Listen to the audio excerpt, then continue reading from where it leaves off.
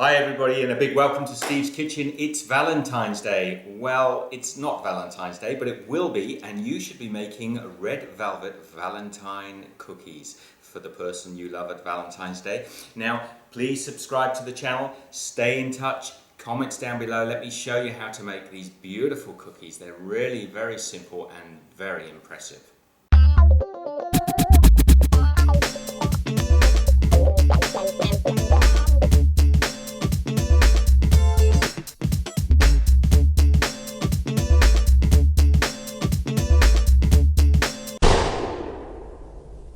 Now I've got a cup and a quarter of plain all-purpose flour here. We don't need any self-raising flour or raising agents. We're just going to sift that in.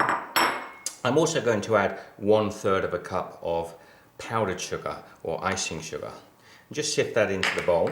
Now nothing says I love you like red velvet cake, but if you really love somebody, you're going to make them red velvet cookies.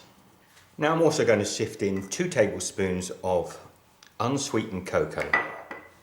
Now that's cocoa, not drinking chocolate, guys. You want the unsweetened version. Now I'm adding in 120 grams, that's about half a cup of softened butter. Now into that goes 1 tablespoon of red food colouring. It doesn't have to be an expensive food colouring. I'm using Pillar Box Red here. And I'm also adding 1 teaspoon of white vinegar, and that will actually activate with the cocoa powder and encourage it to go a little redder. Now I'm going to pop this onto a stand mixer and mix this through because I'm not looking for a light crumbly shortbread biscuit. I want something that I can cut to shape. You could easily have done this by hand in the bowl by just mixing with a spoon or with your fingers. So I'm putting the flat blade mixer on there and I'm just going to mix that for about 5 minutes. So after just 3 minutes there, my cookie dough is a nice smooth texture, a little bit like a Play-Doh to feel. That's ready. I'll take that out now. Now as the cookie dough is, we need to chill it down, so I'm going to pop this into a bowl and I'm going to chill that for a good 3 or 4 hours to let the dough become more firm. It's easier then for us to handle and to cut. Now I'm using one of these little silicone covers, or you can just put some plastic wrap over there. Pop it in the fridge. Now after a few hours our dough has started to firm up a little bit. It makes it a little easier to handle. Now I just want to lightly flour the surface that we're going to work on. We'll start to roll it out and just turn it as we roll it. So it is quite normal for this particular sort of dough to crack a little bit. And so you just ease it back together and get a nice smooth velvet finish like that. We're about 1/4 inch thick, probably about 2 or 3 millimeters. Then I'm going to be taking a 3-inch cookie cutter, heart-shaped cookie cutter, and I'm just going to cut as many heart shapes as I can. Now what I want to do is just make sure each of these heart cookies are nice and loose and not stuck to my countertop. A little dusting of flour underneath has stopped those from sticking. And now I'm going to take this little 1.5 inch, it's a mini heart cutter, and I want to go into the center of each of the cookies and cut out a little heart from the middle. So you have that like that, and then I'm gently going to ease the palette knife underneath and lift that cookie, and our red velvet heart cookies, we just lay them down gently on a non-stick baking tray, cookie tray.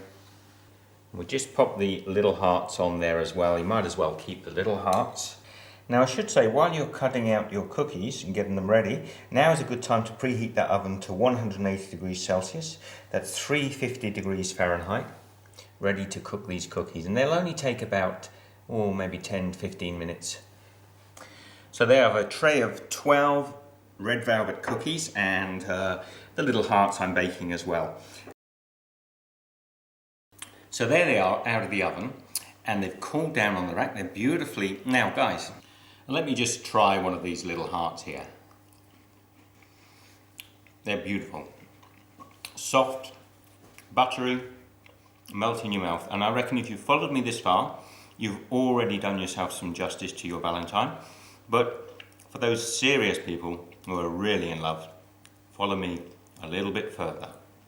Now I've just made a little batch of royal icing, a couple of cups, and if you go across to my channel you can actually see the recipe for royal icing. And I've made a standard royal icing, then I've added around about 3 teaspoons of warm water into it because I wanted it a little runnier. It's a 10-second royal icing, so what that means basically, so if I draw a line across it and count to 10, it settles flat again onto the surface of the icing, and that's ideal for the cookie coating that we're going to be doing now.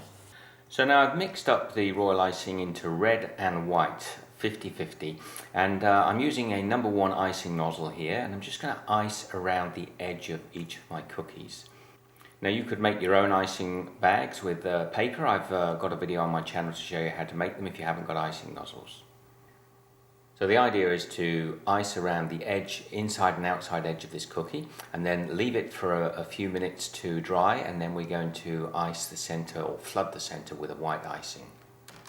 So I just demonstrate here how you hold the nozzle a little bit away from the cookie, about 1 centimeter or half an inch above the cookie, and let the icing just drop onto the surface of the cookie. You get a nice straight line rather than a sort of wobbly line. And now I've got the white icing in another bag with a slightly bigger nozzle, so I can just let it flow onto the cookie. We're just flooding the center there. Don't forget the red now has set a little bit, and if you find you get any gaps, just give the cookie a bit of a shake from left to right, and the icing should just flow and fill the middle.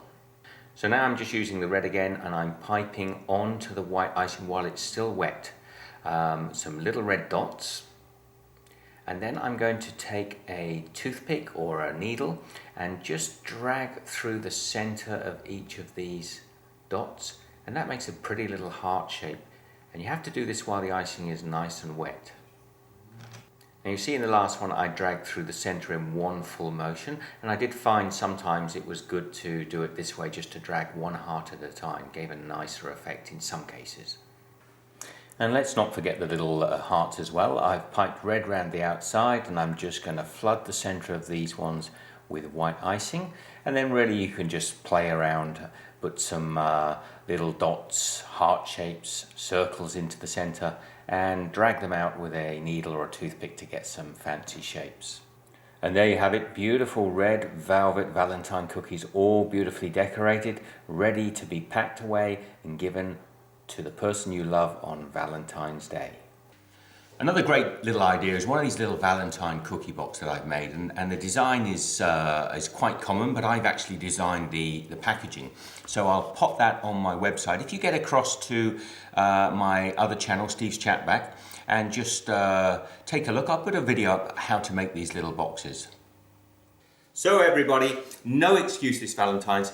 Get and make some of these beautiful Valentine red velvet cookies, and they're beautifully smooth. They melt in your mouth. They're delicious. I'll see you in the next video. Be good.